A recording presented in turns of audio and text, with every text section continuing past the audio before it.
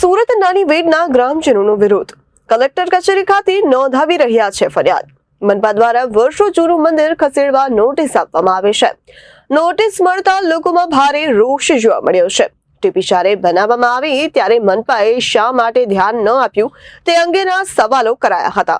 સુરત નાની વેડના ગ્રામજનોનો વિરોધ. કલેક્ટર કચેરી ખાતે નોંધાવી રહ્યા છે વિરોધ.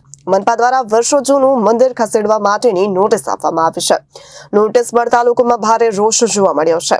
ટીપી જ્યારે બનાવવામાં આવી હતી ત્યારે મનપાએ શા માટે ધ્યાન ન આપ્યું તે અંગેના સવાલો કરાયા હતા.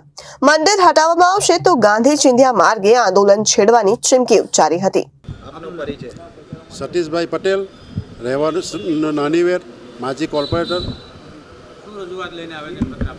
આજે નાનીવેર ગામ ખાતે જે અંબાજી મંદિર આવેલું છે, અમારું જે વેર ડબોલી સિંગનપુર જે કહેવાતું, એમાં નાનીવેર અને મોટીવેર એ બે ગામ છે.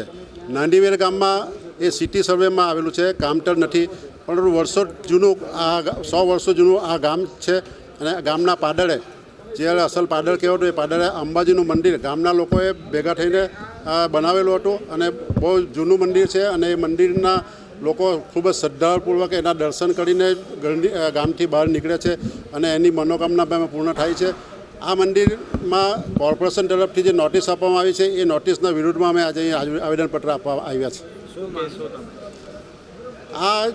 આ મંદિર જે છે એને બચાવી લેવું જોઈએ અને રસ્તાનું જે ડિમોલેશન છે એમાં થોડો ફેરફાર કરવો જોઈએ. Reporter Arvind Rathod, Janadesh news, Surat.